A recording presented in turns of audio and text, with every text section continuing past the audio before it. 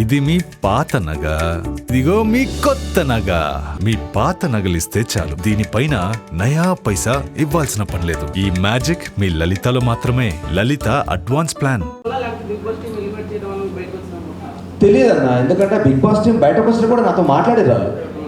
బయటకు నేను ఫస్ట్ రాగానే నువ్వు actually one of the finest contestants, నువ్వు చాలా ముందుకెళ్తావు అనుకున్నా, వెరీ అన్ఎక్స్పెక్టెడ్. ఇది ఓటింగ్ ఎందుకు రాలేదో మాకు తెలియలేదు, అసలు మేము నిన్ను ఎక్స్పెక్ట్ చేయలేమేమో అన్నారు వాళ్ళు. అదే అంటున్నా, వాళ్ళు అదే అన్నారు, వాళ్ళు కూడా అదే క్వశ్చన్ అన్నారు. నువ్వు వస్తావని ఎక్స్పెక్ట్ చేయలేదు. ఇప్పుడు ఒకటమ్మా, మనం 105 days ఉంది. ఈ ఒకటే గేమ్ తోటి పంపిస్తారని అయితే మనకు ఉండదు. కాకపోతే వాళ్ళు ఏం చూపించారు, జనాలకు ఏమర్థమైంది అన్నది ఒకటి ఉంటుంది. ఇప్పుడు ఏదైనా సరే ఎండ్ ఆఫ్ ద డే నేను ఈ 2 వారాలు నేను గేమ్ ఆడలే, ఈ 2 రోజులు నేను గేమ్ ఆడలే అంటున్నారు. కానీ అదే గేమ్ నిఖిల్తో అదే ఎవరైతే కంటెస్టెంట్ పృథ్వీ ఉన్నాడో వాడు నా టీంలో ఉన్నప్పుడు కూడా నేను ఫైట్ చేసిన. ఫిజికల్ డ్యామేజ్ అయితే తెలియదు, ఫిజికల్ డ్యామేజ్కి ఒక లిమిట్ ఉండదు. దెబ్బ తగిలి మొహాన్ని తగిలితే ఎవరు రెస్పాన్సిబుల్ అంటే నిఖిల్ గారు వాళ్ళే మాట్లాడేది. మీరు చూస్తుంటే అరే మనం ఆర్టిస్టులం రా, బయటకు వెళ్తే మనకు లైఫ్ ఉంటుంది, చేతులు కాలు. ఎందుకంటే లాస్ట్ సీజన్ చూసిన శివాజీ అన్న చేయికో ఏదో ఫ్రాక్చర్ అయింది కదా, కానీ సీజన్ అంతా అట్లే ఉండిపోయాడు పాపం. సో ఎవరు రెస్పాన్సిబుల్? అది ఇంకా ఎక్కువ స్టెచ్లు అయిందనుకో. నా దాంట్లో ఉన్న కంటెస్ట్ నబీల్ ఉన్నాడు, నబీల్కి చెయ్యి ఇరిగింది, నబీల్కి నడుము బ్యాక్ ఇంజురీ ఉన్నది. సో ఆదిత్య అన్నకి చిన్నగా ఆస్మా ఇష్యూ ఉన్నది. ఇవన్నీ నాకు తెలుసు. సో తెలిసినప్పుడు నా కాంటెక్స్ట్ ఉండేది. సో దానివల్ల తీసేసినట్టే దట్స్ ఓకే, ఇంకా మనం ఏం చేయలేము. ఎందుకంటే ముందే చెప్పిన ఆడియన్స్కి నచ్చిన రోజులు వస్తారు, నచ్చిన రోజు తీసేస్తారు. సో నచ్చినప్పుడు మనం ఎంత యాక్సెప్ట్ చేస్తామో, నచ్చినప్పుడు కూడా అంతే హ్యాపీగా బయటకు వచ్చేయాలి. చేయలేదు. అవును.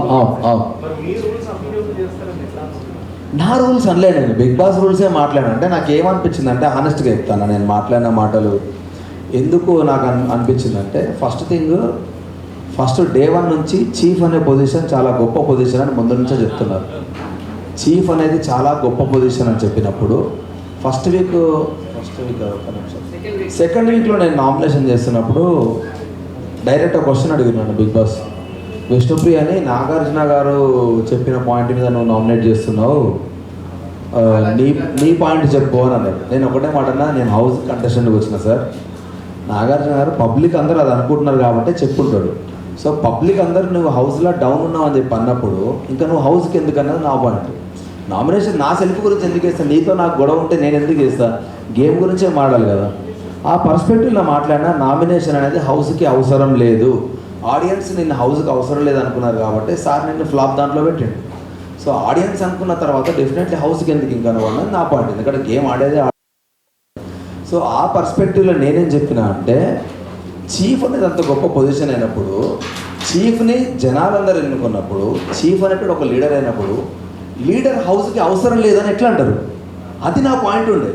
కాకపోతే మీరు ఏం చెప్పవచ్చు అంటే, ఇప్పుడు ఇద్దరు చీఫ్లు ఉన్నారు, ఒక్కడే నామినేషన్లో ఉన్నాడు, ఇంకొకడు నామినేషన్లో ఉంటాడు అంటే అది నాకు ఫెయిర్ అనిపించేది. కానీ నువ్వు ఇద్దరు నామినేషన్ వచ్చినాక, నామినేషన్స్ అన్నీ అయిపోయినాక నువ్వు డైరెక్ట్ ఎలిమినేట్ అవ్వాలి అని అంటే అది నాకు కంప్లీట్లీ అన్ఫేర్ అనిపించింది. చీఫ్ గొప్ప పొజిషన్ అని మీరే చెప్పుకుంటా ఆ చీఫ్ నామినేట్ చేసుకోవాలి అన్న కాంటెక్స్ట్ నాకు నచ్చలేదు. సో అట్లా ఒకదాని మీద లింక్ అప్ అయింది. ఇంకోటి ఆ వీడియో ఏదైతే మొత్తం ప్లే చేసినారో, నాకు వాడున్నాయన్నా, దాంట్లో 80% మేము జోక్గా మాట్లాడుకునే ఉన్నాయి. ఒక 2-3 నేను సీరియస్గా మాట్లాడినా, దాని పక్కన మిగతా జోక్గా మాట్లాడినాయన్నీ యాడ్ ఆన్ చేసి మ్యూజిక్ యాడ్ చేసేది. ఆ జోక్గా మాట్లాడిన దాంట్లో ఫన్నీయెస్ట్ థింగ్ ఏంటంటే, నాకంటే అవమానంగా మాట్లాడిన వాళ్ళు చాలామంది ఉన్నారు. అవి ఇప్పుడు వాళ్ళ పేరు చెప్పా, లోపల ఉన్నారు కాబట్టి, కానీ వాళ్ళు డైరెక్ట్ చాలా ఘోరంగా మాట్లాడారు. ఇదేం ఇంకా మాట్లాడొద్దులే కానీ మళ్ళీ వాళ్ళ గురించి ఎందుకు అవుతుంది, కానీ వాళ్ళు ఇంకా టూ మచ్గా మాట్లాడారు. నేనన్నా మజాక్లో మాట్లాడినా, వాళ్ళు చాలా సీరియస్గా ఉన్నారు. నేనుండా, నాకేం అవసరము, ఏదో షోనా, ఇట్లా మాట్లాడే వాళ్ళు ఉన్నారు. దుప్పట్లది అన్నా కదా, దానికంటే ముందు డే 1 నుంచి దుప్పట్ల మీద అందరు జోకులు క్రాక్ చేస్తూనే ఉన్నారు. నేను ఎలిమినేట్ అవ్వడం వల్ల నా డైలాగ్ లేచారు, కానీ నాకంటే ఇంకా అత్వారంగా మాట్లాడిన వాళ్ళు ఉన్నారు. ఇక లైట్ అన్న దానికి, ఇక ఒక్క నిమిషం please, very sorry, thank you. అయ్యి ఉండొచ్చు, నేనే చెప్పిన కదా, నేను ఫిజికల్ టాస్క్ నేను ఆడతాను, not for the cause of damaging my body. ఎందుకంటే పర్ఫార్మెన్సే కాదు, మొత్తం త్రూఅవుట్ జర్నీ అన్న. నేను యాక్టర్గా నేను స్ట్రగుల్ అయితే ముందుకు వెళ్తున్నప్పుడు ముక్కు ముద్దు చెయ్యి కాలు ఇరగొట్టుకుని నేను సినిమా డైరెక్షన్ చేసుకుంటా, సినిమా షూట్ని మధ్యలాగా నేను హౌస్కి వచ్చిన. బయటకు వెళ్ళి అరే నాకు ఇంకో 3 నెలలు బెడ్ రెస్ట్ కావాలరా అన్న పొజిషన్ నాకు వెళ్తే నన్ను నమ్ముకున్న టీం అంతా ఏమవుతారు.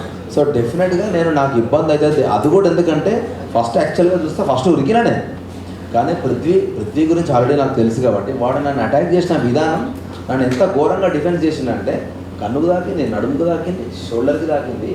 ఆ పెయిన్ స్లోగా తెలుస్తుంది నాకు. సో నేను ఇంకా అటాకింగ్కి వెళ్ళినా అంటే వాళ్ళు ఫస్ట్ టార్గెట్ నన్నే పెట్టుకున్నారు. అది ముందే తెలిసింది వాడు నా బండరా ఫస్ట్ అని. సో నాకు తెలిసినప్పుడు నేను వెళ్తే మళ్ళీ ఇంకెక్కువ అటాక్ చేస్తారు. సో నేను ఎక్కువ డ్యామేజ్ చేసుకోదలుచుకోలేదు. నెక్స్ట్ ఇంకా టాస్కులు ఉంటాయేమో, ఇంకోటి ఆ టాస్క్ 2 రోజులు అవుతాయని కూడా ఎక్స్పెక్ట్ చేయలేదు నేను. 1 డే అవుతుందేమో, అయిన తర్వాత మనకి ఇంకేమైనా ఆప్షన్ ఉంటే చేద్దామని అనుకున్నా.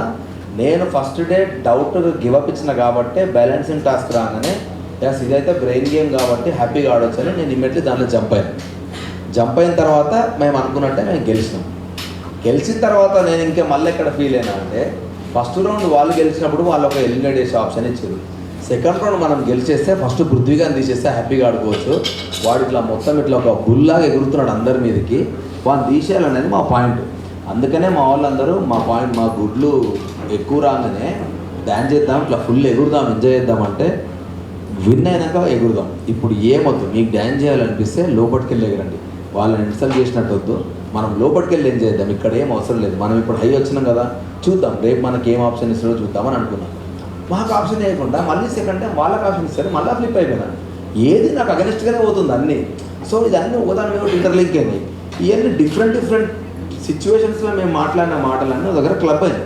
సో చూసినా నాకే అమ్మ ఇన్ని మాట్లాడినా నేను అనిపించింది. అంటే అర్థం చేసుకో, ఆ మ్యూజిక్ ఇంపాక్ట్ నేను వేరే సిచ్యువేషన్లో మాట్లాడినా అక్కడ యాడ్ చేయడం వల్ల దాని ఇంపాక్టే మారిపోయింది. ఒకవేళ అలా మాట్లాడుకుంటూ ఉండేవాడు ఏమో నేను మాటల వల్ల తీసేసి ఉంటే అయితే 100% అది మాట్లాడకుండా ఉండేవాడిని అని చెప్తాను. కానీ వాళ్ళు నాకు క్లియర్గా చెప్పారు, ఆ టీం వాళ్ళే నా దగ్గరకు వచ్చారు, మేము నిన్ను ఎక్స్పెక్ట్ చేయలేదు నువ్వు బయటకు వస్తావని, మేము ఫిక్స్ అయిపోయినాం నువ్వు టాప్లో ఉంటావు అని చెప్పేసి అని.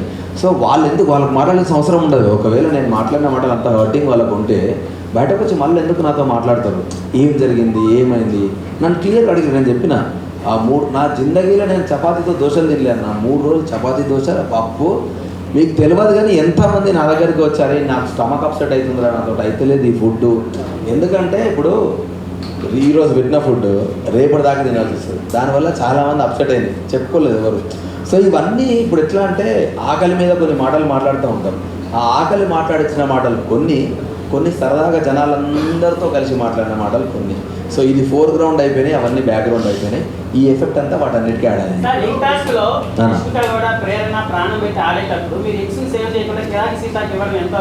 కిరాక్ సీతకి నేను ఇవ్వలేదు. ఎందుకు కిరాక్ సీత దగ్గర నేను ఎందుకు గివప్ చేసిన అంటే యాజ్ అ చీఫ్ ఇద్దరం నేను నిఖిల్ మాట్లాడుకున్నాం, ఇట్లా గేమ్ వద్దు, ఏమున్నా అక్కడ ఆడుకోండి. ఎందుకంటే ఫస్ట్ నిఖిలే నా దగ్గరకు వచ్చి మామ బాడీ పెయిన్స్ ఘోరంగా ఉన్నారా, అవ్వట్లేదు నాతోటి, జర చూసి ఆడుకుందాంరా అని. నేను అన్నా మీరు ఏం కొట్టాడ పెట్టుకున్నా అక్కడ మాట్లాడుకోండి మామ, ఇక్కడికి వచ్చిన తర్వాత వదిలేద్దాం, అక్కడ ఎంతనన్నా ఫైట్ చేసుకోండి మామ, దాన్ని బట్టి మనకు క్లారిటీ ఉంటుంది ఎంతవరకు ఆడాలని అని ఇద్దరం మాట్లాడుకున్న తర్వాత ఓకే అన్నారు కాబట్టి నేను సైలెంట్ అయినా.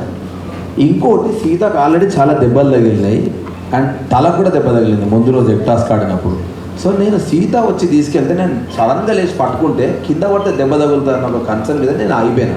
అండ్ ఇంకోటి మేము ఆల్రెడీ మాట్లాడుకున్నాం. సో నేను ఏం ఎక్స్పెక్ట్ చేసిన అంటే నిఖిల్ గారు వచ్చి మేము ఆల్రెడీ మాట్లాడుకున్నాము వద్దురా అని వాడు వచ్చి అన్నాడు కూడా, మనం మాట్లాడుకున్నాం వాళ్ళ ఎక్స్ వాళ్ళకి ఇద్దామని. సోనియా డిఫెండ్ చేసుకుంటూ స్టార్ట్ చేసింది ఇది మా గేమ్ అని. ఇక అడ్డంగా వితండవాదం చేస్తే నేను ఏం చేయలేను. యాజ్ ఎ చీఫ్ మాట్లాడుకున్నప్పుడు ఆ రూల్ ఒకటి వెళ్ళాలి. మీరు నిన్న అంత దాకా వచ్చిన వాడు మళ్ళీ ఎక్స్ ఇస్తా అన్న వాడు సడన్గా నిన్న మీరు ఆడిరు కదా ఈరోజు మేము ఆడతామన్నట్టు ఇక ఇంకేం మాట్లాడతాను నేను దానికి. సైలెంట్ కదన్నా. ఇప్పుడు గొడవ నువ్వు లాజికల్గా మాట్లాడితే గొడవ పడతా, నువ్వు అడ్డంగా ఇష్టం వచ్చినట్టు మాట్లాడతా అంటే ఆల్రెడీ నాకు గొంతు ఖరాబ్ అయింది. నేను అప్పటికి నేను అదే చెప్తున్నా, అందుకే అంటున్నా యాక్చువల్గా ఇప్పుడు ఆడియన్స్ మిస్టేక్ అని నేను ఏంటంటే ఆడియన్స్ వాళ్ళకి ఎంతవరకు చూపిరో అదే చేస్తారు. సింప్లెస్ట్ ఎగ్జాంపుల్, బయటకు వచ్చిన తర్వాత ఫస్ట్ నా వైఫ్ అడిగింది ఏం తెలుసా, నువ్వు సీతను ఎందుకు తిట్టినావు, సీత నీ మీద హర్ట్ అయింది, పెద్ద గొడవ అయింది కదా అని అన్నది. కానీ మీరు బయటకు వచ్చినాక సీతను అడగండి, మేమిద్దరం గొడవ పడ్డ తర్వాత సీత లోపలికి వెళ్ళి ఏడ్చింది. ఏం ఏడ్చింది తెలుసా? ఆయనను నేను సొంత అన్నలాగా ఫీల్ అయినా తిట్టాల్సింది అన్నను కాదు, ఎవడి మీదో కోపం నేను అభయన్న మీద చూపించినా అని ఏడ్చింది ఆ పిల్ల. ఎవడి మీదో చూపించాల్సిన కోపం అన్న మీద చూపించినా అని ఏడ్చింది తప్ప కానీ నేను తిట్టినా అన్నది కాదు. నేను కూడా బయటకు వెళ్ళి ఆదిత్యాన్నతో నా చెల్లెలాగా ఫీల్ అయినా అన్నదాన్ని నేను. అది కూడా ఎందుకంటే నేను యష్మి మన ప్లేట్స్ మనం కడగొద్దన్నప్పుడు కూడా నేను సైలెంట్గా నా ప్లేట్లు నేను కడుక్కుంటా పోయడం, ఎందుకు వాళ్ళకి ఇబ్బంది పెట్టాలని ఇంటెన్షన్గా. అలాంటి నా గురించి తెలిసి కూడా సీత నన్ను ఎట్లా అంటది, అది అన్న అన్నది కానీ జస్ట్ నా ఫీలింగ్స్ దానికి అర్థం కాలేదని నేను ఫీల్ అయినా. ఆ రోజు మాట్లాడదామని ట్రై చేసిన, కానీ ఒక మనిషి ఏడ్చి నీతో మాట్లాడడానికి రెడీగా లేనప్పుడు మనం మాట్లాడకూడదు, అది ఇంకా వరస్ట్కి వెళ్తుంది. సో నేను విష్ణుప్రియని అడిగినా, ఆదిత్య అన్నని అడిగినా సీతతో మాట్లాడడానికి. ఆమె రెడీ ఉన్నాక వస్తుంది అంటే వెయిట్ చేసిన. నెక్స్ట్ డే ఈవినింగ్ దాకా వెయిట్ చేసినాక అన్న మాట్లాడదామా అన్నది. పక్క తీసుకెళ్ళిన రాబేట అని. పక్క తీసుకెళ్ళిన తర్వాత అంతకుముందు అభయ్ గారు అన్నది, నువ్వు అభయ్ గారు అని పిలిచుంటే జీతంలో మాట్లాడుకుంటాను నేను నువ్వు అన్న అన్న కాబట్టి వచ్చిన బెట అంటే చెప్పన్నా అని, సారీ అన్న అని హక్ చేసుకున్నాక, లేదు బెట నేను కూడా ఇప్పుడు మా చెల్లెతో నేను మాట్లాడేటప్పుడు సరదాగా మాట్లాడతా, కొన్ని దమాక్ లేదా మెంటల్గాను అనేది ఎట్లా అంటే ఛాయ్ దగ్గర మాట్లాడుతుంది చాలా ఊత పదాలు కొన్ని వచ్చేస్తాయి. ఆ ఊత పదాలు ఎట్లుంటాయంటే ఇప్పుడు కొన్నిసార్లు ఎరా ముండా అని మాట్లాడతారు, అది నా సైడ్ చాలా ఏంది ముండా అంటుండే అనిపిస్తుంది, కానీ కొన్నిసార్లు చాలా నార్మల్ పదం అది. సో ఇటు సైడ్ నాకు చాలా నార్మల్ పదాలు, కానీ అది సీతకు తెలియదు, కానీ అది నేను అన్నది కూడా ఫీల్ కాలే. ఆ బాండింగ్ మా ఇద్దరికి ఏర్పడింది లక్కీది. సో నేను సీతతో అదే చెప్పిన. ఆ తర్వాత మళ్ళీ ఇష్యూ కాలేదు. కానీ ఇక్కడ ఏం చేసిరంట, బిగ్ బాస్ మీద నాకేం ఒపీనియన్ లేదు. పాయింట్అవుట్ చేసిరని అయితే నేను ఫీల్ అయినా హానెస్ట్గా. ఎందుకనంటే ఇప్పుడు ఏదైనా రూల్ తప్పినామనుకో అన్న, బిగ్ బాస్ నుంచి వార్నింగ్ వస్తుంది, మీరు రూల్ తప్పుతున్నారు జాగ్రత్త అని వార్నింగ్ వస్తుంది బిగ్ బాస్ నుంచి. మీ విషయంలో రాలేదు, నా విషయంలో ఒక్కసారి కూడా రాలేదు. రానప్పుడు పక్క వాళ్ళందరూ చాపి నువ్వే అంటే గుమ్మడికాయ దొంగ అంటే నేను ఎందుకు భుజాలు అనుకుంటావు, నేను తప్పు చేస్తే డైరెక్ట్